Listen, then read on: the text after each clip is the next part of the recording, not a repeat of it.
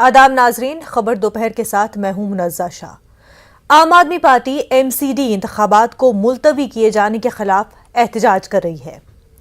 आम आदमी party BJP headquarter का घेराव कर रही है।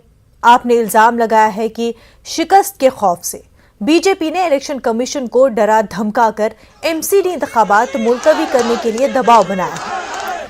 आपके मुताबिक रियासती इलेक्शन कमीशन ने खुद कहा है कि MCD के इंजमाम और इंतखाबात से कोई लेना देना नहीं है, फिर भी मरकज के दबाव में इंतखाबात को मुलतवी किया गया है।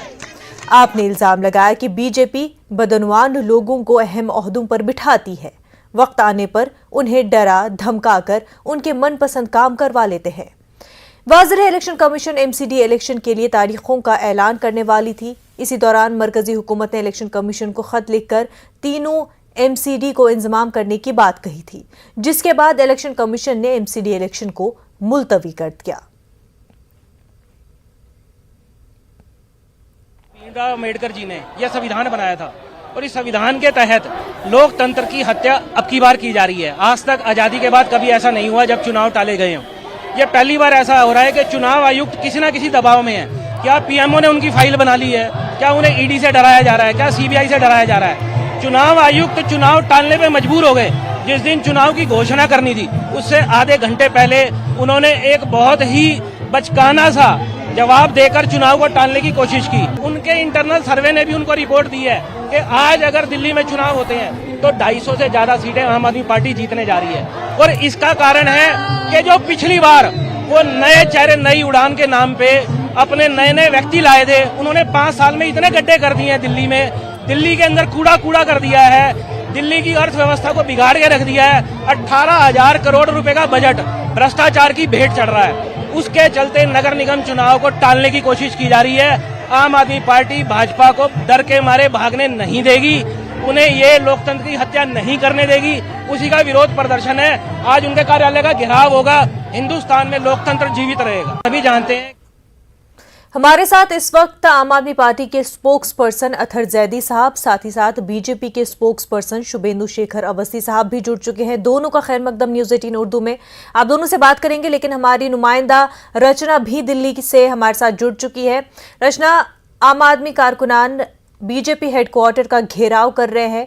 MCD इलेक्शन के हवाले से मुलतवी किए जाने पर एहतजाज किया जा रहा है, क्या मंजर है, बताइएगा।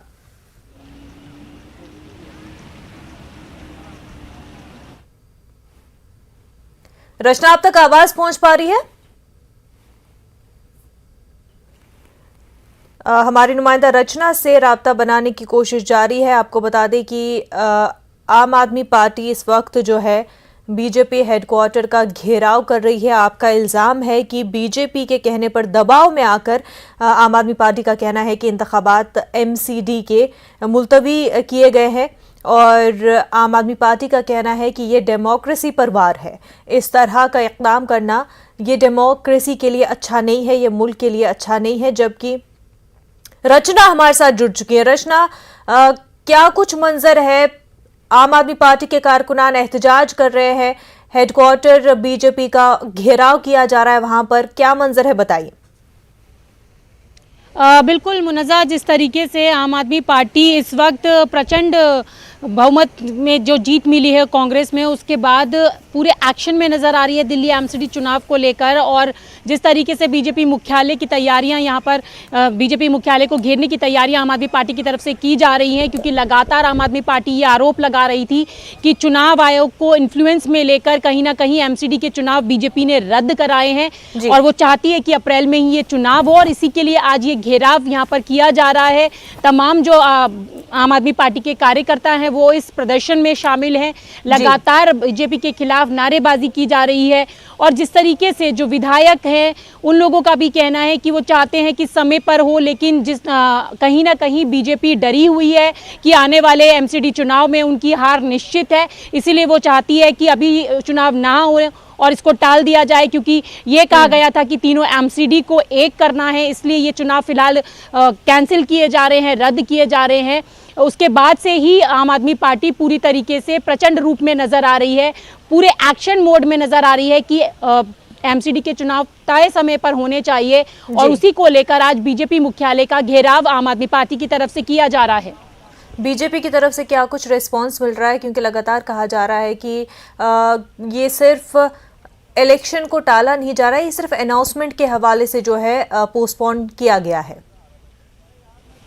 देखिए, जिस तरीके का आरोप आम आदमी पार्टी की तरफ से लगाया गया है कि चुनाव आयोग को डरा धमकाकर एमसीडी चुनाव की तारीखें रद्द करवाई गई हैं, कैंसिल करवाया गया है फिलहाल, इसी के जवाब में बीजेपी का कहना है कि ये चुनाव आयोग का संज्ञान है कि कब इलेक्शन होने हैं वो तय करता है और आने वाले समय में बीजेपी अपनी सरकार बनाएगी एमसीडी में। और कहीं ना कहीं पंजाब में जो जीत मिली है आम आदमी पार्टी को, उससे कई जो आम आदमी पार्टी है वो सर चढ़कर बात कर रही है। अगर वो पंजाब की बात कर रही है तो अन्य 4 राज्यों में भी देखे जहां पर आम आदमी पार्टी को करारी हार का सामना करना पड़ा है। तो ऐसे में उनका आरोप ये पूरी तरीके से गलत है और उनका कहना है कि आम आदमी पार्टी ये जो आरोप लगा रही है वो जी रचना, वही आम आदमी पार्टी का देखें तो कह रहे हैं कि एमसीडी में इस बार क्योंकि 250 से ऊपर की सीट जो है आम आदमी पार्टी को मिलने वाली थी, इस वजह से जो है बीजेपी डर में आ गई। तो बीजेपी का ये कहना है कि कभी फंड्स रिलीज नहीं करते हैं अरविंद केजरीवाल, 13,000 करोड़ जो है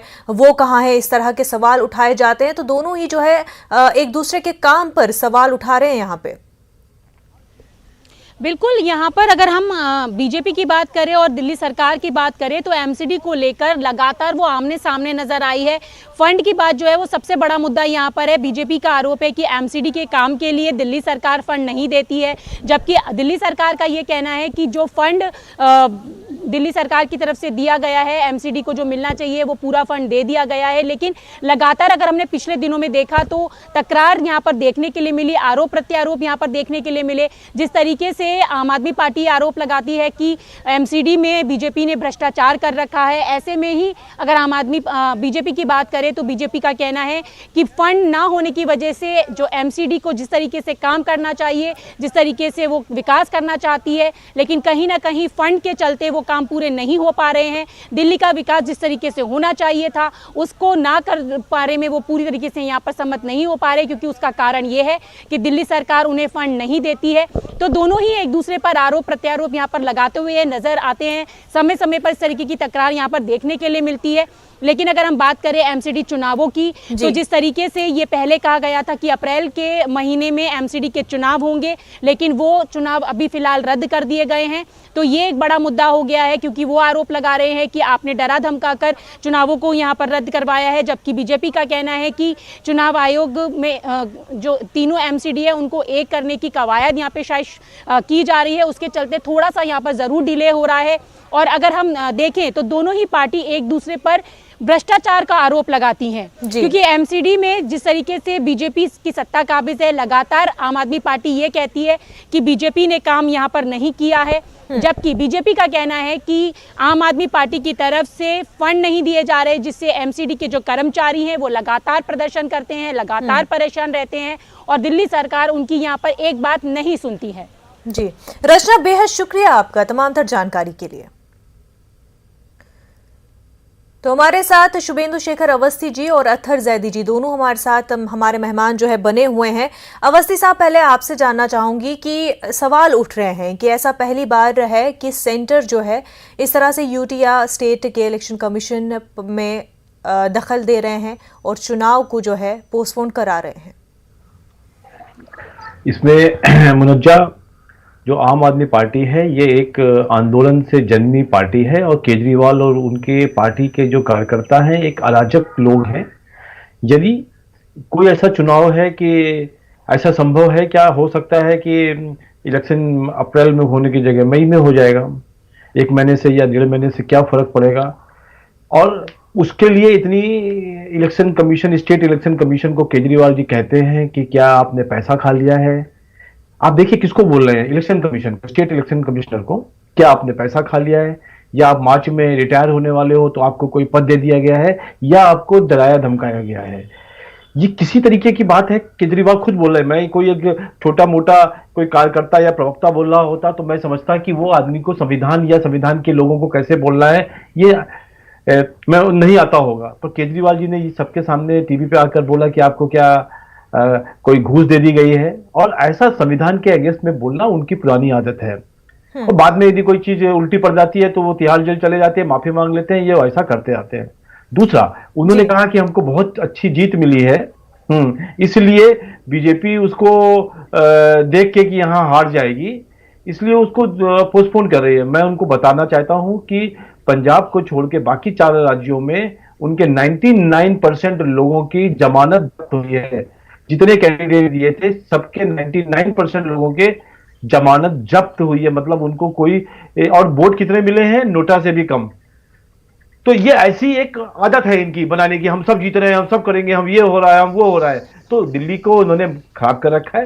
तीसरी चीज जो मैं बताना चाहता हूं कि जब शीला जी की सरकार थी 2012 जनवरी में, उन्होंने पूरे दिल्ली को, एमसीडी को 3 पार्ट में टाइफॉइकेशन किया, और उसमें कहा कि अब 3 एमसीडी होंगी, और 3 एमसीडी होने पर उसमें 3 मेयर होंगे, और 3 मेयर के लिए अलग अलग ऑफिसेस होंगे, और उसको हम लोगों ने 10 साल चलाया, 12 से लेके आज तक लगभग 10 साल चल गया।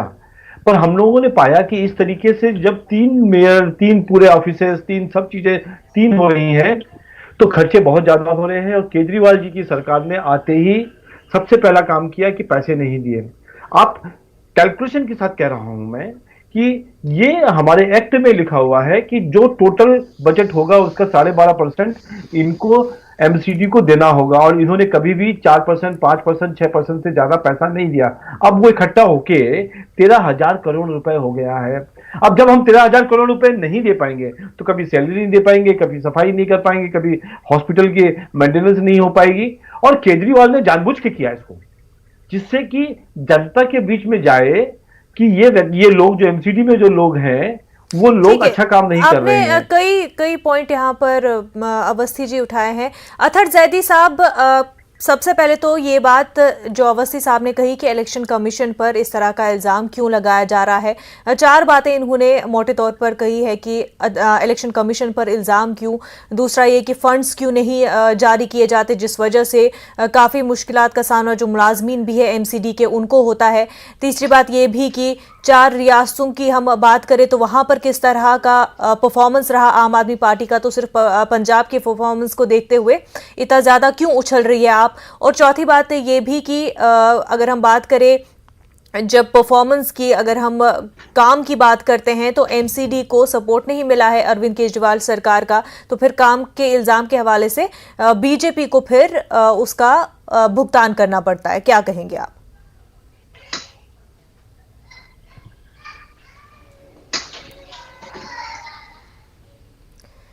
जैदी साहब, आप तक आवाज पहुंच पा रही है? जैदी साहब तक शायद आवाज नहीं पहुंच पा रही है, उनसे राब्ता बनाएंगे।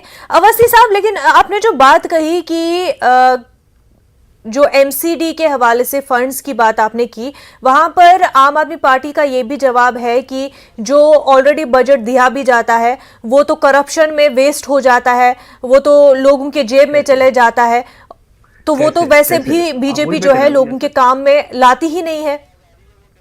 अवस्थी जी, बोलना उनकी आदत।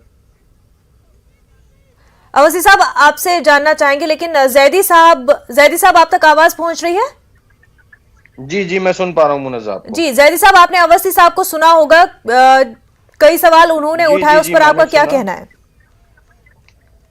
देखिए, अभी आपने देखा होगा कि 9 मार्च को इलेक्शन कमीशन ने अनाउंस किया कि वो शाम को 5 बजे प्रेस कॉन्फ्रेंस करेंगे और एमसीडी के जो इलेक्शन है उनको अनाउंस करेंगे। और सुबह के वक्त इलेक्शन कमीशन ने एक जो आचार संहिता की बुकलेट होती है, मुनज़्ज़ा आपको हैरत होगी, वो भी जारी कर दी थी। तो पूरी तरह से लोगों को ये पता चल गया था कि आज इलेक्शन अनाउंस होने जा रहा है। 5 बजे जब वो लोग प्रेस कॉन्फ्रेंस करने आते हैं तो वो आकर कहते हैं कि केंद्र सरकार से हमारे पास एक चिट्ठी आई है जिसमें हमें तीनों नगर निगम को एक करने का कोई सुझाव दिया गया है, इसलिए हम इसको डिले कर रहे हैं।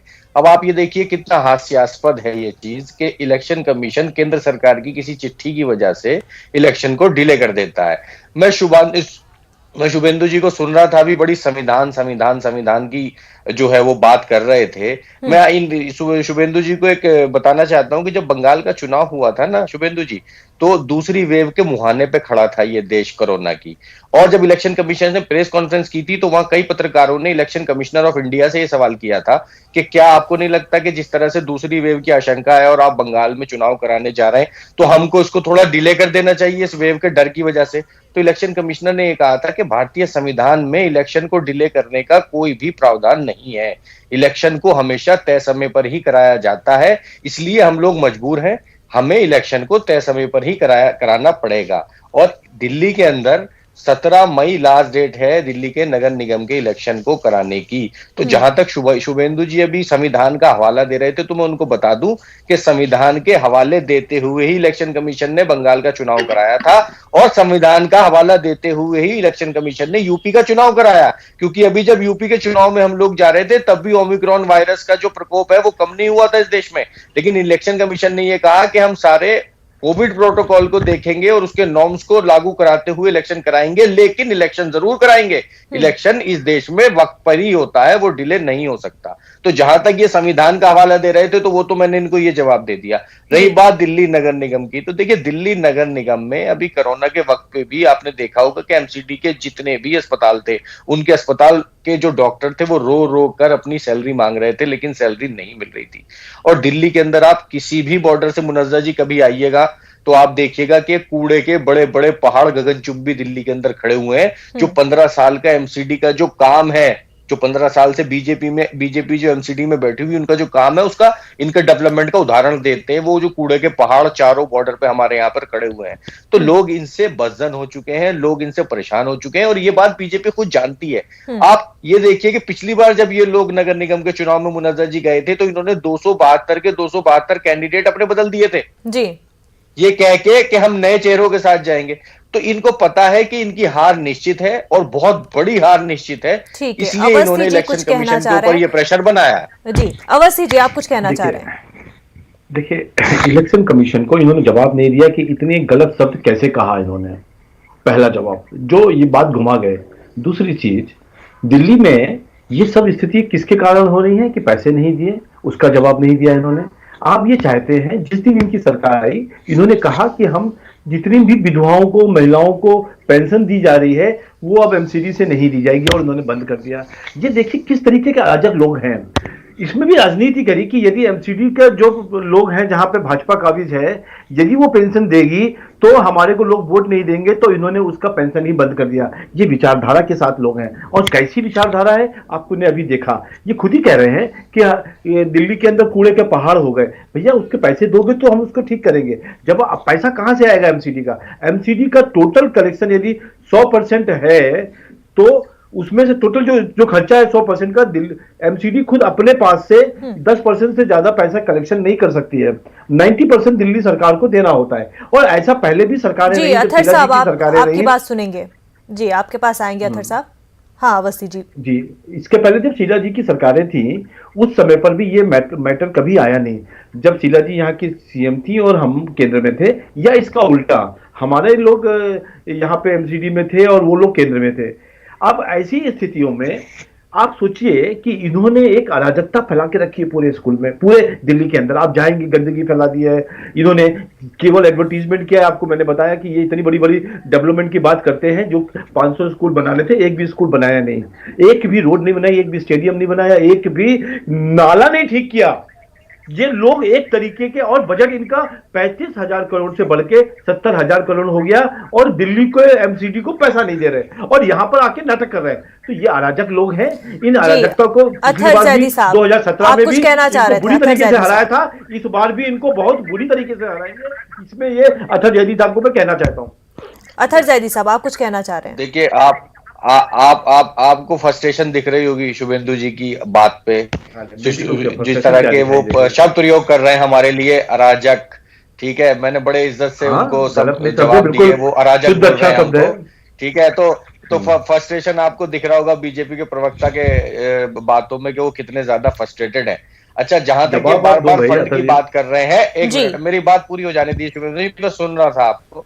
जहां तक वो फंड की बात कर रहे हैं, मैं मानता हूं अगर ऐसा कोई नियम है और वो लिखित नियम है जो बार बार शुभेंदु जी जो है उसको बता रहे हैं कि इतना नियम है, इतना नियम है, तो ठीक है, आप नियम के तहत कोर्ट जाइए, मैं तो ये कह रहा हूं दिल्ली सरकार पूरा पैसा दे रही है। अगर मैं शुभेंदु जी की बात को भी बड़ा कर दूं कि फंड नहीं मिल रहा है, तो आप कोर्ट जाइए, कोर्ट का रास्ता खुला हुआ है, कोर्ट खुद वहां से ऑर्डर करेगा फंड देने के लिए। और अगर सिर्फ फंड ना देना जो है वो वजह है, तो फिर केंद्र सरकार ने चिट्ठी ये क्यों नहीं लिखी कि दिल्ली सरकार ने एमसीडी को फंड नहीं दिया, इसलिए डिले कर दिए जाए इलेक्शन। अवस्थी जी यहाँ पर सवाल तो उठ रहा है कि 1 घंटे में अनाउंसमेंट होना था, लेकिन उस 1 घंटे में लेटर आता है सेंटर की तरफ से और इलेक्शन मुलतवी हो जाते हैं। तो सवाल तो यहाँ पर उठते हैं कि इस तरह से क्या ये जायज है कि लेटर आ जाए सेंटर और वो भी एसईसी को और वो मुलतवी भी कर दे इलेक्शन?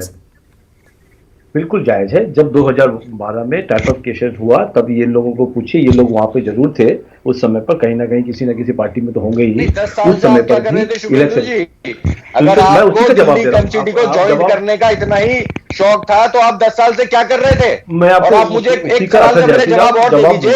एक मिनट आप बोलिएगा, आप मेरे एक सवाल का जवाब दे दीजिए कि कल को अगर आप दिल्ली यूपी के इलेक्शन से पहले मान लीजिए कि इलेक्शन कमीशन डेट लेकर आ रहा है और आप ये कहते हैं कि हम यूपी को 4 भागों में बांटना चाहते हैं, बहुत बड़ा स्टेट है, तो क्या प्रावधान है संविधान के अंदर के इलेक्शन कमीशन उसको 6 महीने डिले कर दे कि दिल्ली के 4 टुकड़े होंगे यूपी के? आप बता दीजिए। समय सीमा से बाहर जाके इलेक्शन कराने का वक्त है इलेक्शन कमीशन को, ये प्रावधान है ऐसा कोई?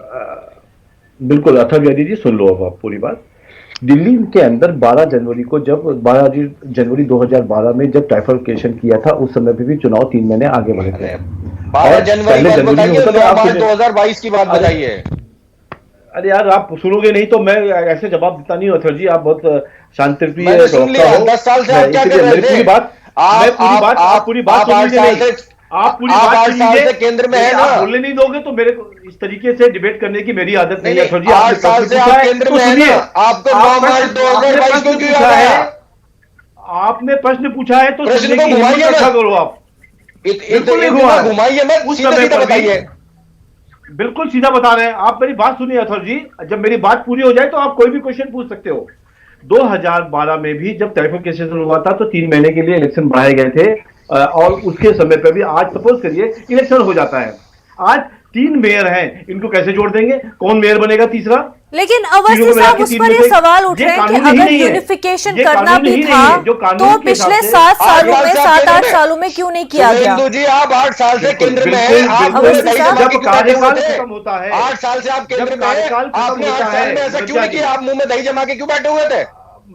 मैं जवाब दे रहा हूं ना, कार्यकाल जब खत्म होता है उसके बाद ही इसका चेंजेस हो सकता है, जाके संविधान पढ़ के आओ। 2017 में जब खत्म हुआ था, 2017 में जब खत्म हुआ था तब उस समय पर सोचा गया था, उस समय सोचा गया था कि शायद आप सब लोग सुधर जाओ, केजरीवाल सुधर जाए, इस तरीके की आवश्यकता न बढ़ाए। अवस्थी जी एक और बात जो यहाँ पर उठ रही है, जो अगर यूनिफिकेशन की बात हो भी रही है, केजरीवाल ने अपने प्रेस कॉन्फ्रेंस में कहा था कि अगर यूनिफिकेशन करना भी था तो यूनिफिकेशन किया भी जा सकता था, उस पर इलेक्शन का असर नहीं होता, तो इलेक्शन भी कराए जा सकते थे और यूनिफिकेशन भी हो सकता था, ऐसे में डिले या पोस्टपोन क्यों करना था?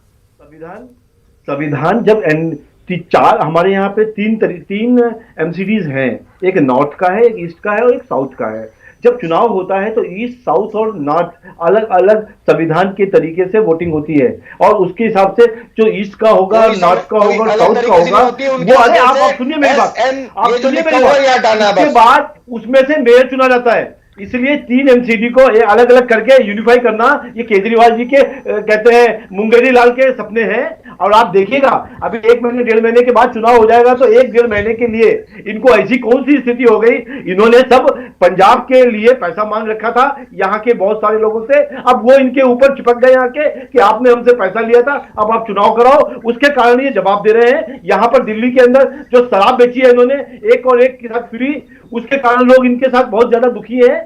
इस सब चीजों के कारण ये चाहते हैं कि एक बार चुनाव हो जाए क्योंकि ये मैटर ज्यादा ना बढ़े, इसके कारण ये डेडलाइन भी होती है ना अवस्थी साहब, उसके अकॉर्डिंग भी काम होना चाहिए। और ये फिर इस तरह से जिस हिसाब से ये पोस्टपोन हुआ है ठीक 1 घंटा पहले, उस पर सवाल उठना तो बनता है। अथर जैदी साहब, वही इलेक्शन कमीशन के ऑफिशियल का कहना है कि हम जो है इलेक्शन को नहीं टाल रहे हैं, सिर्फ अनाउंसमेंट को हमने टाला है, 18 में आखिरी डेट है, उसके अंदर अंदर इलेक्शन करवा देंगे।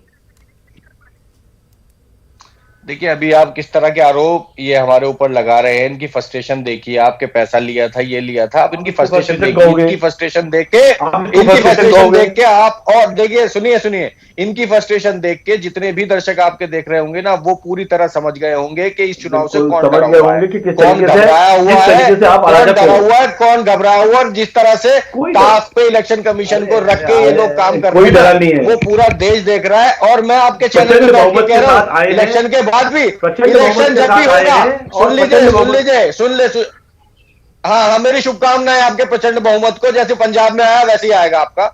मैं आपसे बता रहा हूँ, इलेक्शन के बाद भी आप बैठिएगा, इलेक्शन के बाद भी आप बैठिएगा, और मैं आपको बताऊंगा, इनका सुपड़ा साफ होने जा रहा है दिल्ली से। ये इसलिए फ्रस्ट्रेटेड है, इनके पास और कोई, ये कह रहे हैं कि 17 में भी यही कह रहे थे आप, मुनव्वर जी पिछले 8 साल से ये लोग हैं केंद्र में।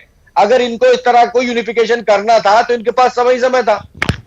साल में 3 बार पार्लियामेंट हो ही नहीं सकता। किसी तरह का ठीक है। अतहर जैदी साहब, सवाल तो यहाँ पर बनता है, क्योंकि जिस हिसाब से पोस्टपोन्ड हुई अनाउंसमेंट, उस पर सवाल बनते हैं, लेकिन इलेक्शन कमीशन के ऑफिशियल्स का ये कहना है कि सिर्फ अनाउंसमेंट को डिले कर दिया गया है। वहीं अब जो है इस पूरे मामले को लेकर के जो बयानबाजियां हो रही हैं, जो सवाल उठ रहे हैं, उनको लेकर के भी अवाम के मन में कई तरह की बातें उठ ही रही हैं कि अब जो है क्या वाकई काम जो नहीं हो रहा है वो बीजेपी की तरफ से नहीं हो रहा है, या फिर ये आम आदमी पार्टी की वजह से है। और उसका जवाब भी हमें जल्द ही मिल जाएगा जब इलेक्शन हो जाएंगे और नताइज हमारे सामने आ जाएंगे। अतहर जैदी साहब, शुभेंदु शेखर अवस्थी जी, आप दोनों का बेहद शुक्रिया हमारे साथ बात करने के लिए।